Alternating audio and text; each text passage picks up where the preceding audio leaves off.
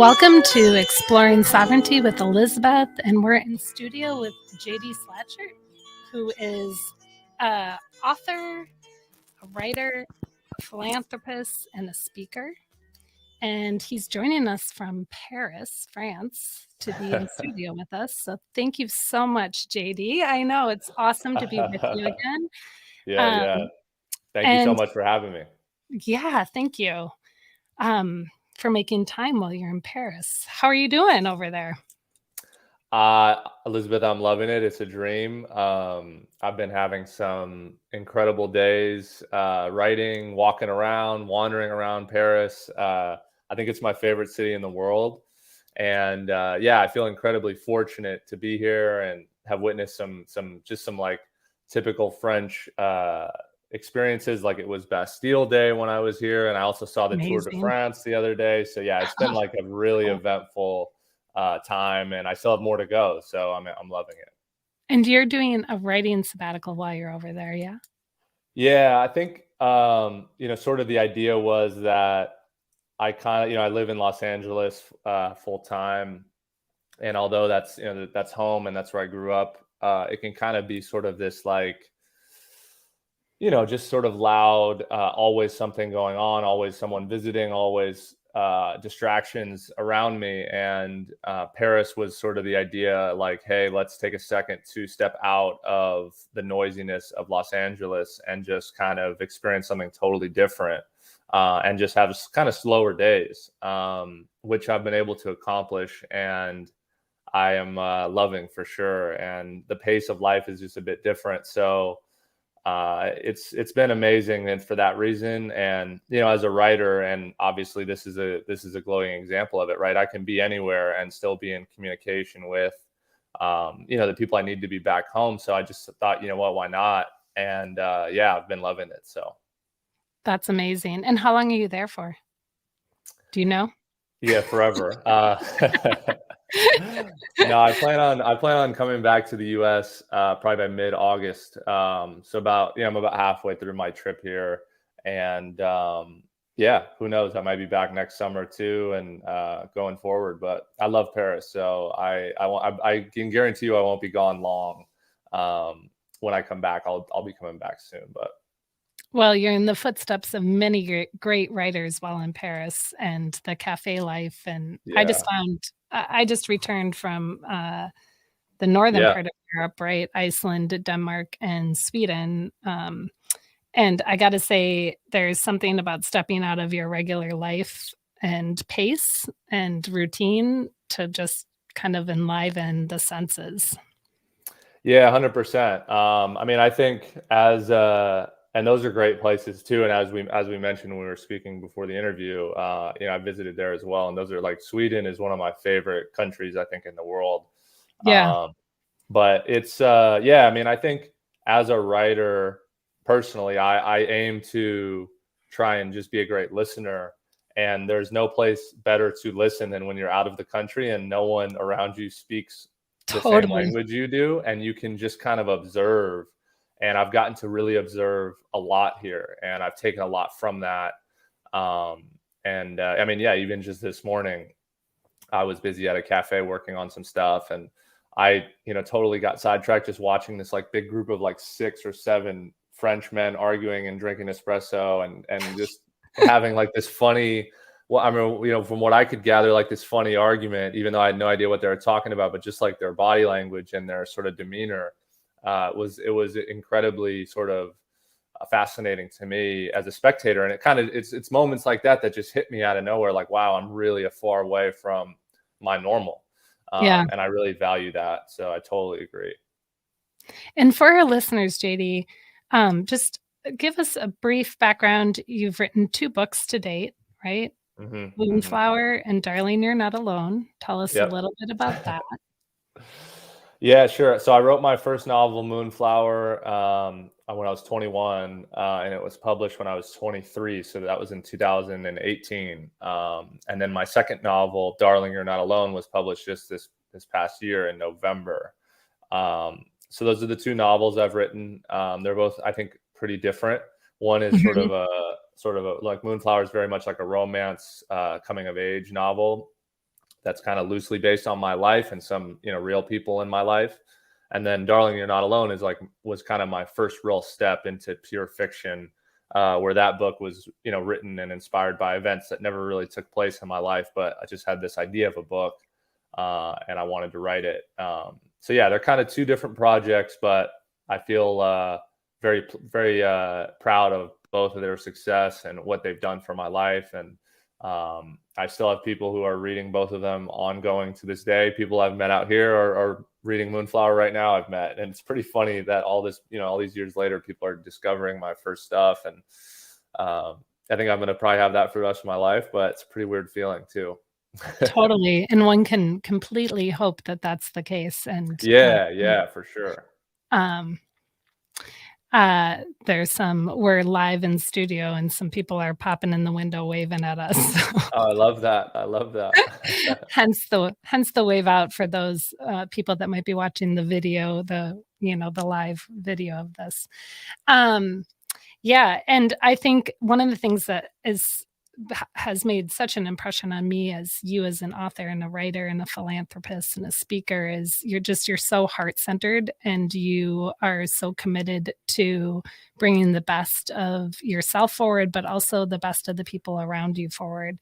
And as we kind of explore this whole thought process of like, what is sovereignty and how do we step into our own sovereign nature and authenticity, I know part of what you shared is like some of your becoming free is this latest experience of leaving the United States, being over in France and living and writing in Paris. It's giving you a different kind of creative freedom and a reset.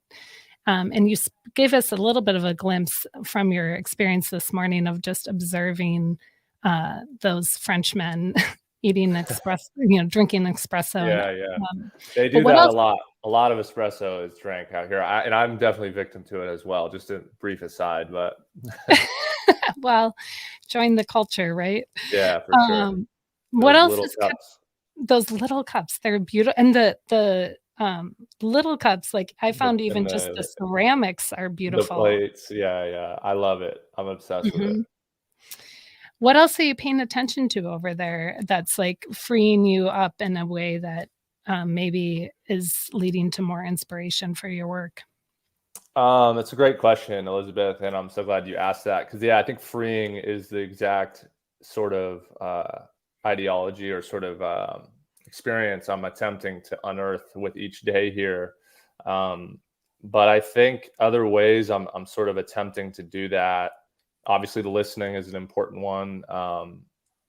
And I think I would say another is like maybe just the full immersion into the culture I'm in. And what I mean by that is like sort of, I'm not like a huge museum or like a monument or sculpture person. That's kind of not like how I like to go abroad. I almost like to just consistently go to the same locations just near me every single day. And like, I've gotten to know that like at this one cafe I go to, I know the guy who owns it, the bartender, the wait staff, the hostess, and I've been every day since I've been here. I've been here for 3 weeks.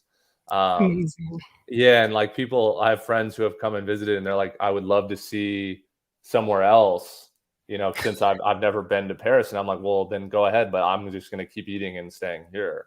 And I don't know, I guess that's just a part of me that, and I've done that in every country I've visited as just like more of a way to, I guess, immerse myself and make myself feel like, hey, I really live here. And these are the people I've met and the friends I've made. And I'd say that's one quality I've tried to maintain even here in Paris is that.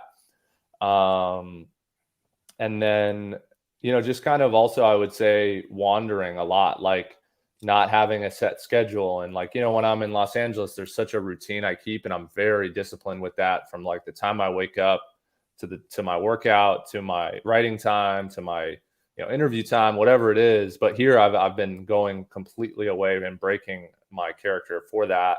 And that's been amazing too. And like discovering new places, just not based on an article I read online about the best cafes in Paris, but more like, hey, I'm loving the the scene that this place looks like, I'm going to walk in and order a coffee and just see what happens. And yeah, I would say those are a few of the ways I've been trying to just break out of my routine, I guess, and have that freedom, like you said.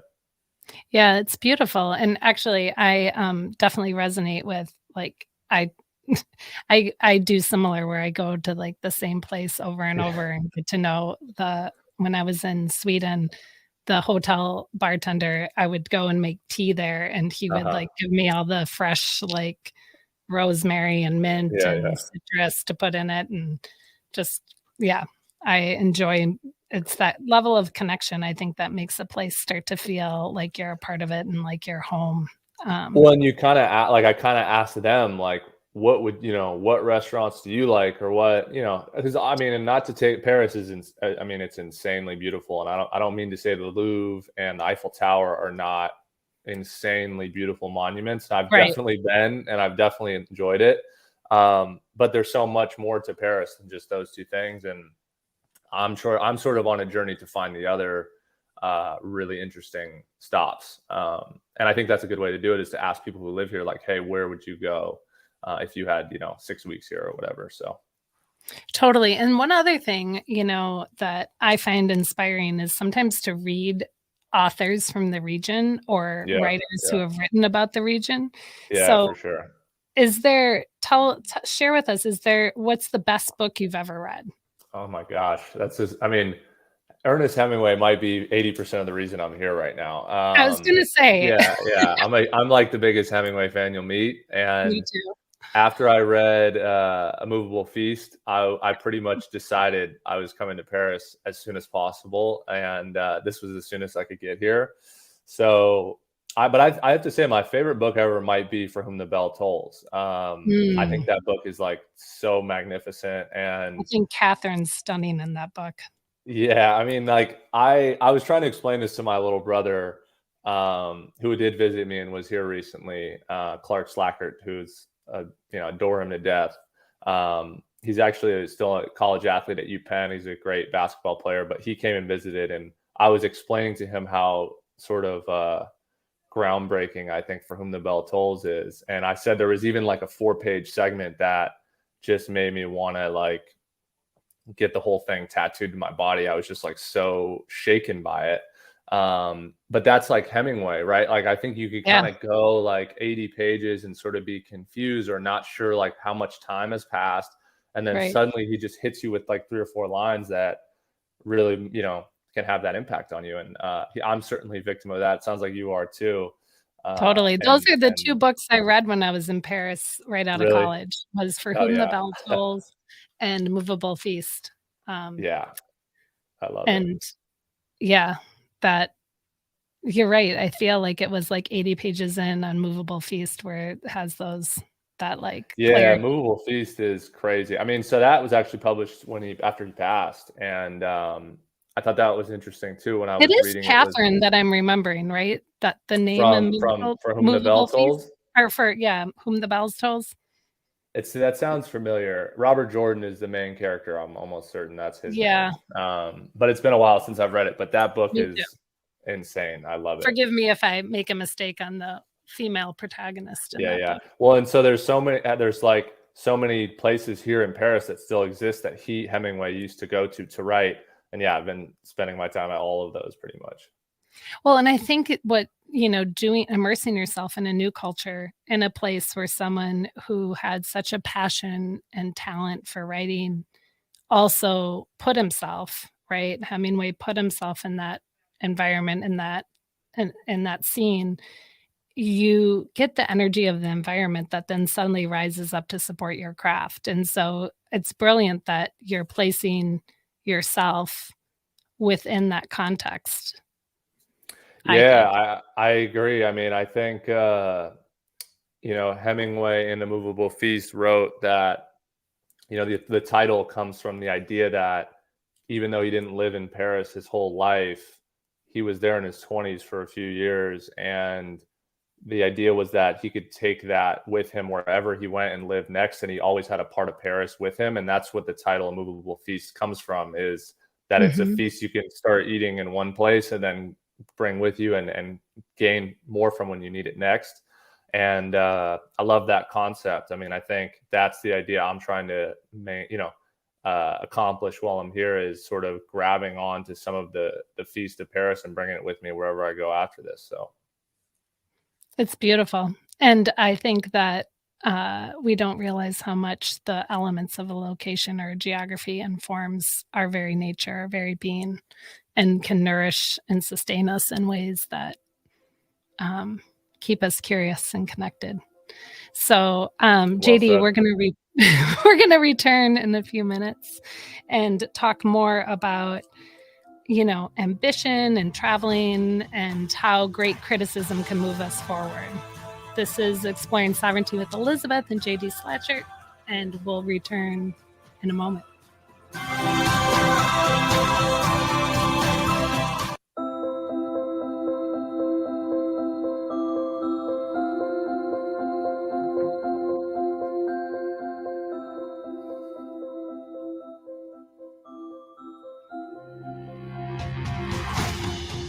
Welcome back to Exploring Sovereignty with Elizabeth, where we speak with conscious and curious thought leaders who are compassionate and finding ways to get themselves free. And we're in studio with JD Slajchert. And I want to correct myself because at the beginning of the show, I mispronounced your name. So my apologies. No worries. No worries.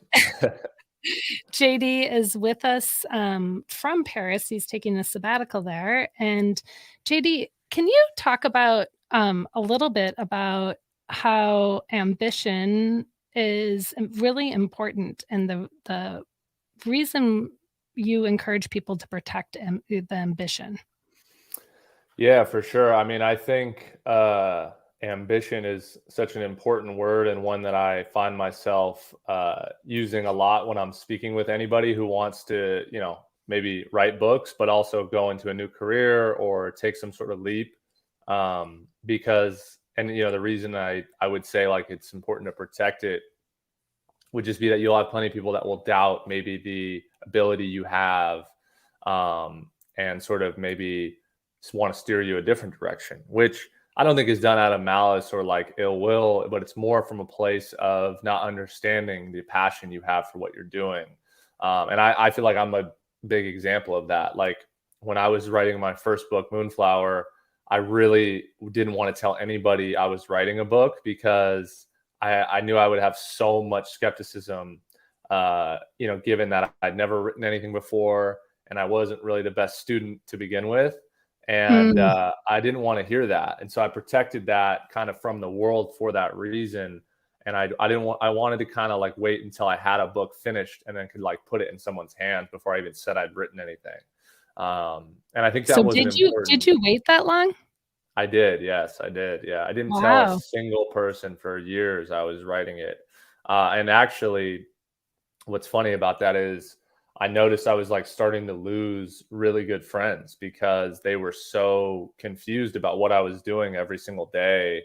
And it got to the point where I actually did like have to have a heart to heart with my father. And he was like, you know what, JD, there's some of your best friends. You need to just tell them, because he knew I was writing a book, but he knew I hadn't shared that with anybody.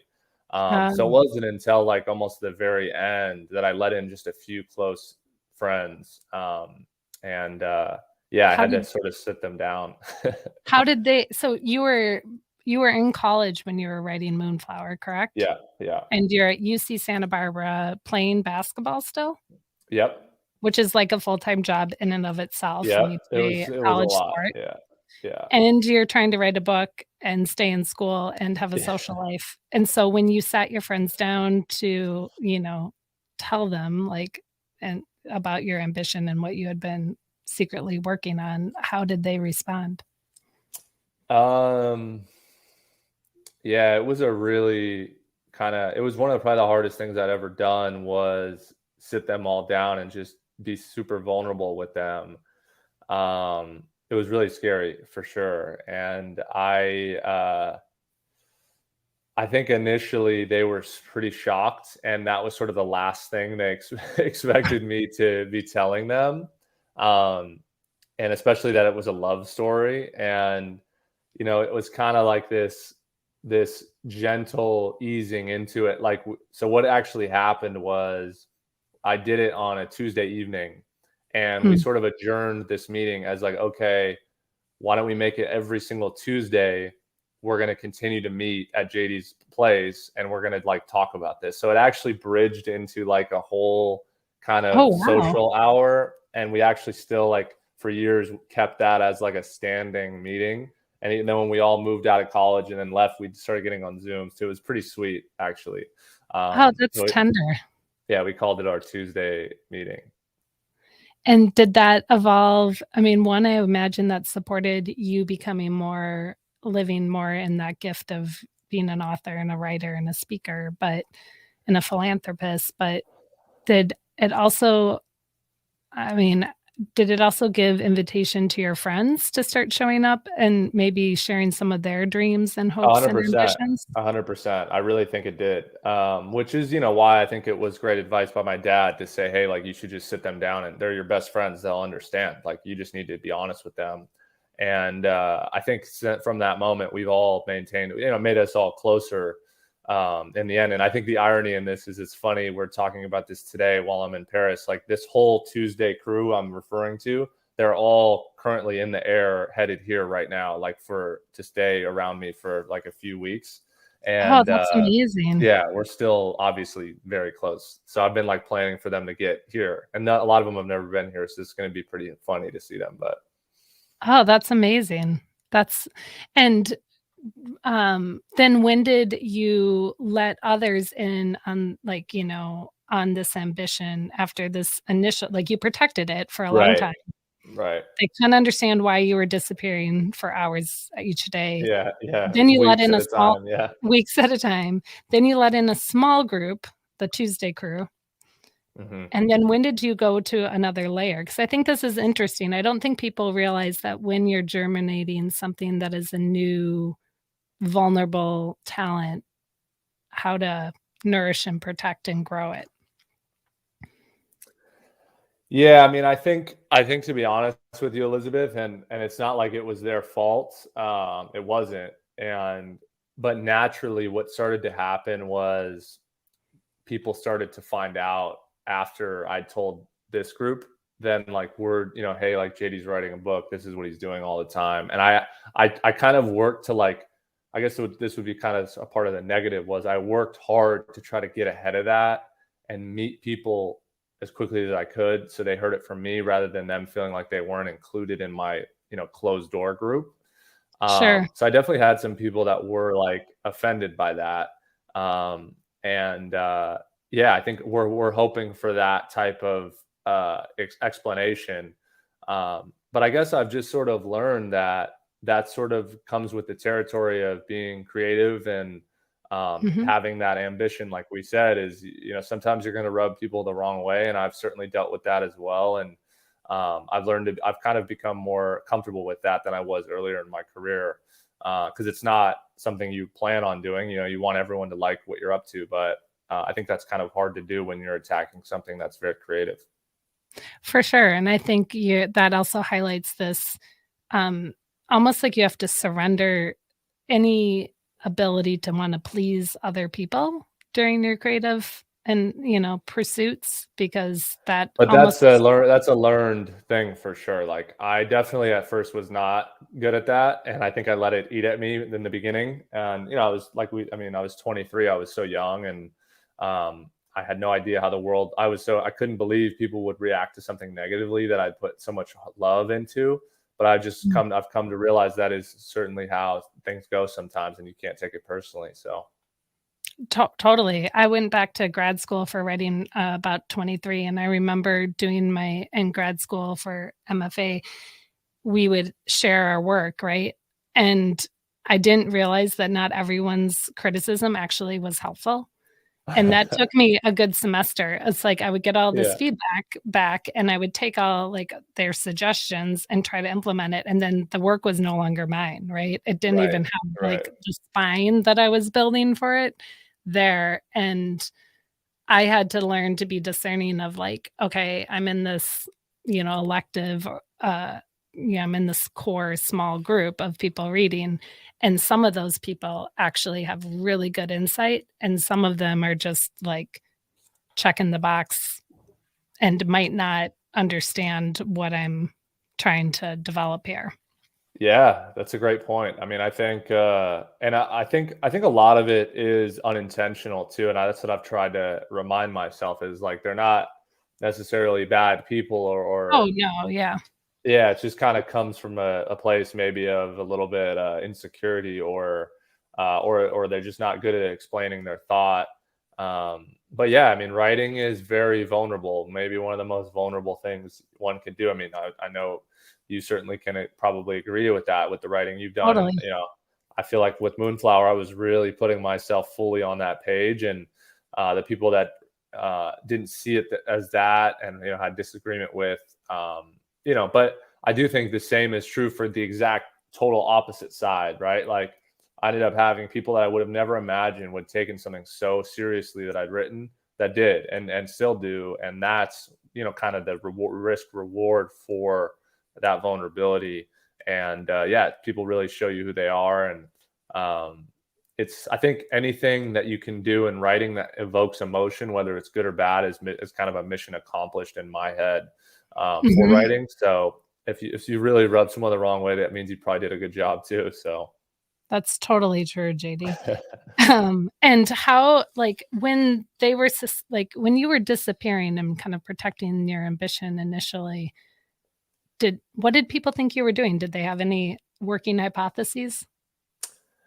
um so I would say the most common, and it was, you know, so it's funny. I mean, this is obviously like a very hilarious chapter of my life, no pun intended. Yeah, yeah, yeah. Yeah, right, like when I'm just like coming out as a writer.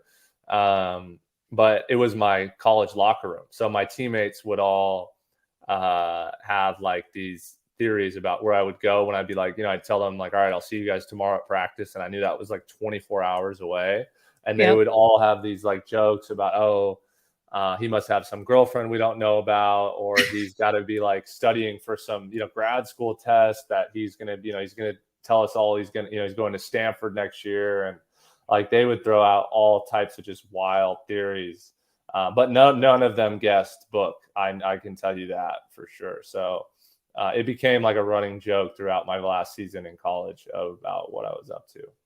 And That's a really lot of them, some of them just thought I slept a lot. They're like, "You just must really sleep 15 hours a day because you know you don't leave your apartment." that's funny. And also, like, the fact that they thought it was like a relationship. I mean, it Oh was a yeah, relationship with yourself yeah, and work secretly, on yeah, the page, but like right. that's that's hysterical. Um, and now as you've written 2 books and you're continuing to like nourish this ambition, how has that ambition shifted or changed, or like how do you protect it now? Yeah, it shifted a lot, more than I thought, actually, to be honest. Like when I was first started writing, you know, I'm 28 now, so that would be 7 years ago. Um, I always kind of felt like each book would feel the same, and I think that's actually not true at all. Each one is like a totally different expression and sort of exercise to write it. But I think the way I protect it is pretty similar to how I always have, which is music. Music is sort of like the thing that um, keeps my memories and my focus alive for each book. And I actually have specific music I listen to for each specific book I'm writing. And I'm Mm. a bit neurotic about it, where I don't listen to the music I wrote the first book to or the second book to ever again. Like I won't touch those songs. Like you'll And never play that them. all like if I hear it in a cafe I'm in, I have to get up and leave kind of thing. Like it's like a that Oh my gosh, serious. that's funny. Yeah, so I have, but and then like the same is true for like what I'm currently writing, where that during that time I'm only listening to that music. And that sort of keeps me in the story and in the moment of what I'm trying to create. But yeah, it's pretty funny because some of those songs like I really loved, and like it's hard for me to just let them go completely. Like one of them is Pink Floyd's "Wish You Were Here," and I had I that love that song like song. yeah on repeat when I was writing "Darling You're Not Alone." And wow, every time I see that on my phone, I'm like, gosh, I'm so drawn to like just play it one more time. But yeah, But you don't. I don't know. At least not yet. Yeah, we'll see. Well, I'll come back in 10 years and tell you if I still haven't listened to "Wish You Were Here" by Pink Floyd. But Right. Yeah. I'll stay tuned to see if that holds, because that's a yeah, pretty incredible song. it really Um, is. It really is. Yeah. so do you have an evolving playlist going now for stuff I at the do. moment? Yes, I do. Yeah, and I kind of have like the active, like, okay, this is what I'm writing to right now playlist. But then I've got like the one day this song will probably work great for a book I haven't come up with yet. So let's just bank this. Those are like the two playlists I work on actively. So Tell us, where can our community of listeners find your work and find the two books that are already published? And I know you have a short that's also yeah, published. yeah. All of my books, Moonflower, Darling You're Not Alone, those are my two novels. Both coming of age, both sort of about the progression of someone who goes from kind of childhood into manhood. Those are available on Amazon. And then my short story, Joining the Choir Invisible, which was a little bit different of an exercise for me and one that I really enjoyed.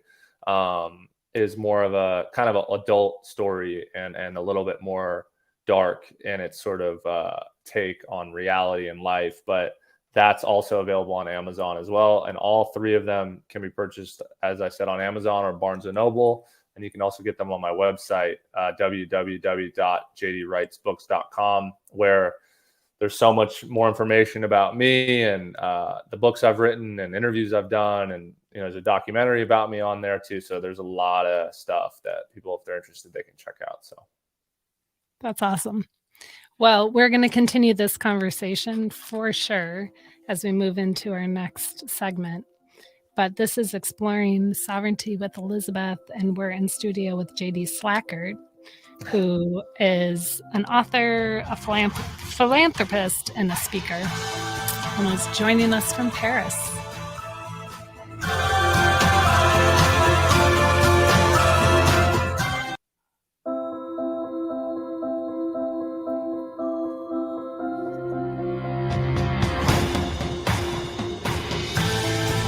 Welcome back to Exploring Sovereignty with Elizabeth, and we're in studio with J.D. Slajchert, who is an author, a speaker, a philanthropist, and he is in Paris on sabbatical.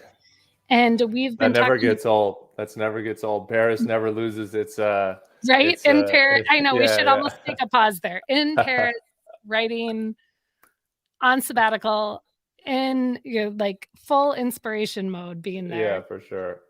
100%. And how travel can get us free, right? It can shake us up. It can open our senses, get us out of routines that, some of our routines might be supportive and some might be old habits that are ready to be released. So travel can free us. Ambition can free us, especially if we protect it and nourish it and let it support that inner voice that's leading us on a new pathway. But you also shared that criticism can be our greatest strength and lead us into greater freedom. Can you share how that's worked for you, or what, elaborate more on that? How does criticism, not everyone would say criticism as like a pathway for sovereignty or freedom. Yeah, I think I have a bit of a different a relationship with criticism. And I think a lot of that stems from my background as an athlete. Growing up, I was sort of the undersized allergy kid with red hair that was like the last kid on the bench. And I had just this dying love for sports and basketball specifically. And I got critiqued a lot. And I don't think I ever was thought to do much with my sports trajectory. And I think that's the reason I ended up playing, at the highest level in Division I basketball and having, a great career at UC Santa Barbara and starting and earning my scholarship and, that whole thing. That's a whole different chapter. But, how it relates to what we're talking about today. But it lays like, a foundation. Yeah. I sort of took that into writing. And then I noticed as a writer how many of my colleagues would get criticism and be so stunned and so shocked and unable to get up the next day and write it anymore when I would kind of receive that and feel like I've been used to getting criticized and critiqued my whole life, and this is nothing. Like, I don't have a coach screaming at me, get on the line right Right. now. Like, I can deal with a bad review or anything like that, because I can just like read it and move on and forget about it. But I think, and I'll rephrase that, you don't want to just forget about it. You want to sort of constructively take what maybe someone has said and find the positive in it and use that to better your craft. Yeah. But then definitely move forward and not think too much about it. And I think, yeah, my relationship with failure and criticism is a bit different coming from a athletic background. And I feel fortunate to bring that into my writing career. So Well, and I think that those two go hand in hand because I feel like, writing is such a physical activity, and if you can have a strong foundation of moving your body in some way, it will mhm. also move your writing, and what you're highlighting is that criticism doesn't have to, um, break you down, but it actually can be an invitation into, okay, what kind of like a self-review, like, what can I do better? And what or different, and what do I just need to, like, rinse and let go of? Yeah, and your relationship with it is really crucial. Like, I think you could like tell me your relationship with criticism, and I can tell you how successful you'll be. Like, I think that's sort of the thing I look at with people. And yeah, I think it's vital.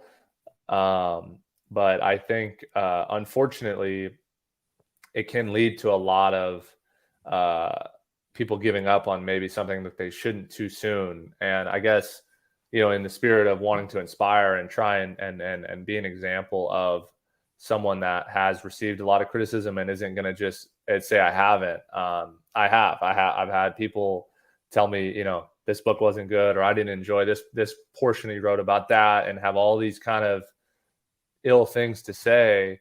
Um, Yet I've been able to push on and continue to try and create and write, and feel like every day I'm just getting a little bit better. And I'm so excited to see where that takes me.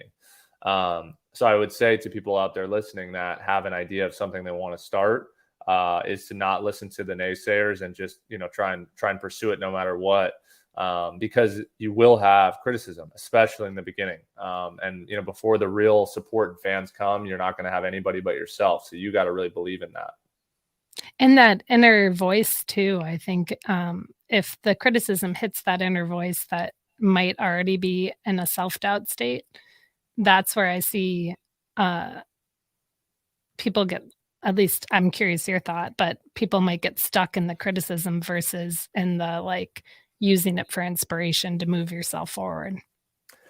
Yeah, for sure. I mean, it's definitely easier said than done. I think it takes practice. It takes Mhm. like, you have to remind yourself of this daily. I mean, I'm not immune to it even now. Like, I think I still have to remind myself, but that's like we're good friends and having a strong foundation. And then like we kind of began this episode, right? Like, talking about stepping out and getting some space, and like Paris for that reason has been a big part of that too. It's like, all right, let me just get away from the noise, as I call it, and just focus on me and what I'm doing, and have that literal separation of being halfway across the world. So it's refreshing for sure.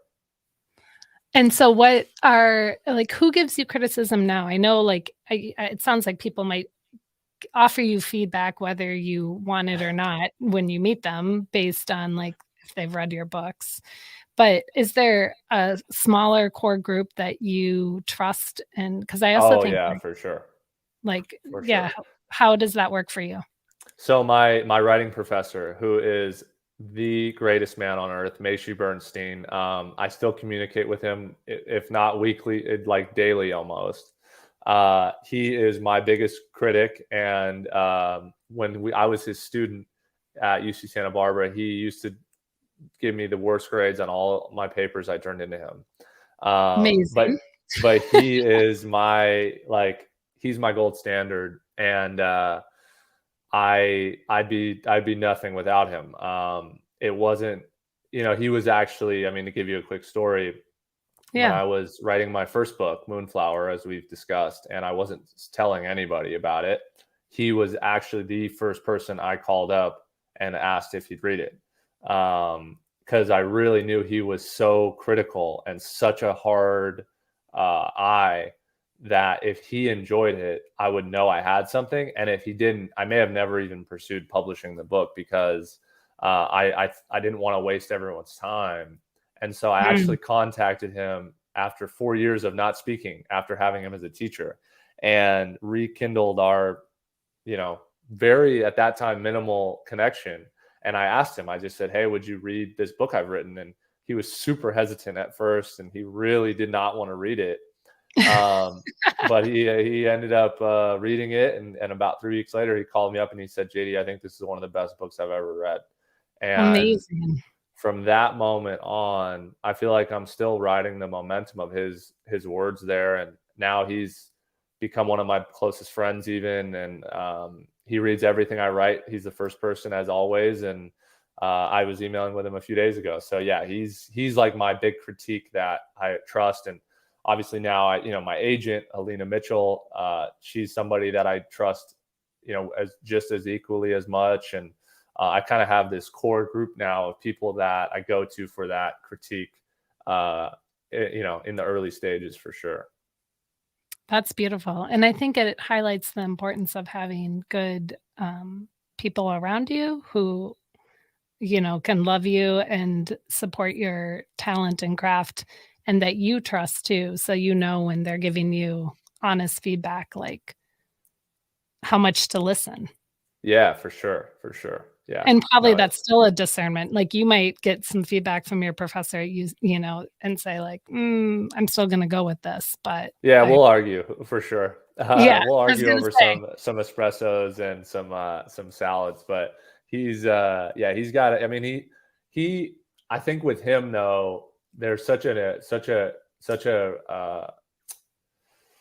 man. I mean, such a respect, and like he's so well read and he's so knowledgeable about literature and the craft that like his critique, for me at least, it's like he's read so many stories and he knows dialogue so well.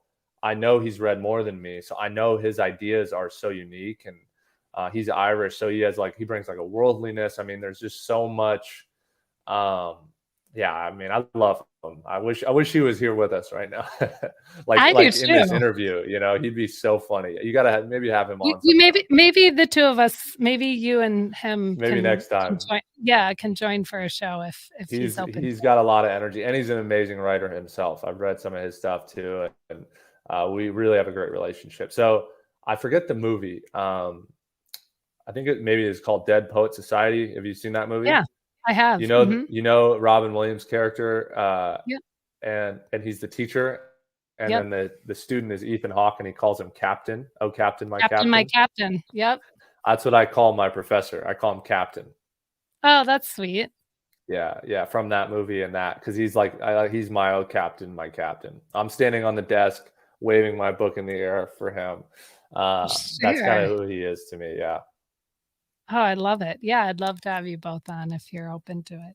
Cool. Returning and talking about that relationship, because I think it is vital. I think that the creative pursuit, whether it's writing or another avenue of creativity, whatever that is for someone, is such an important and tender path. And you can easily get swayed off of it if you don't have the right kind of, I guess I want to say like North Star on it, like the right compass and orientation. And for you, like I love how your journey with sports kind of laid a foundation that then you could play off of into this pathway into your writing that's gotten you freer and freer and steeped you more in your authenticity, it feels like.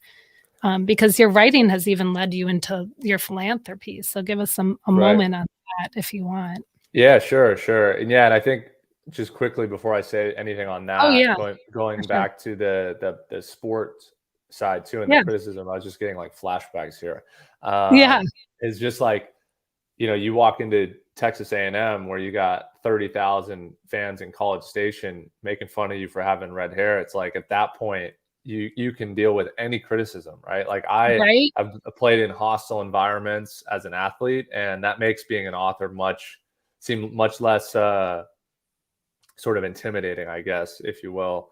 But anyway, No, that's fair. That's fair. yeah. And I mean, And I I think like, it even fuels you, I would imagine, in that moment of being made fun of for red hair, like, I'm gonna prove different. I mean, I know that's where I would go with it. I would be like, yeah, and, you know, I was just over in Europe with my second son who was playing soccer over there, and, it was definitely a more intense, and at moments dirtier game than I'm used yeah, to in the States, like, what sure. wasn't being called and, you know, how they had to play, and then there was also a lot of cool connections, but yeah, Well, I'm sure it was good for him though to have that experience. I mean, that's a for really sure, unique opportunity. for sure. Yeah. But yeah, the philanthropy is a huge part of what I do. I work for several nonprofits, sort of on and off basis, but my heart is kind of 100% there at all times. Mhm. And one of them being the Luke Strong Foundation, which is a nonprofit that supports children with sickle cell disease. And that And connects to your Moonflower novel, yeah, correct? exactly. Which my first book, Moonflower, is written and dedicated to Luke, who was someone who was a fan of mine as an athlete that passed away from sickle cell disease. And yeah, that work for me is still very present and ongoing and always will be. And every year I actually go back to my high school where Humi and I met, and I give Mm, speeches about our relationship. And I think now we're going on like 6 or 7 years of me doing that. that's And beautiful. yeah, it's something that has no signs of slowing down, and it's actually one of the reasons I am leaving Paris is to go back for that. And I've made that promise I would come back for that, so I'll be back. That's awesome. And where, just in this last moment of the show, people remind us where people can find you. JD Yeah, writes stuff. if you're Go. looking for all the Paris content in the world, come find me on Instagram at JD_Slajchert, and then you can also get me on Twitter at the same handle, JD_Slajchert. And then for all things about my books and what I'm up to and kind of more writing in my blog, you can find that on jdwritesbooks.com. And then all my books are available on Amazon, Barnes and Noble, wherever books are sold around the world. So That's amazing. And Slajchert is Slajchert, that's right. right? All right, got it. JD, thank you so much for taking time while you're in Paris, which is precious time, to be with us in studio with Exploring Sovereignty with Elizabeth, exploring pathways that get yourself free, and with heart-centered thought leaders. And JD, you are definitely one of those. So thank Oh, you. pleasure is mine. Anywhere I'm in the world, I'm coming on. So you just let me know. Awesome. You're the best. Enjoy your dinner. It's dinner time Thank you. Thank you. in the movable feast. Yes, Take care. yes. All right.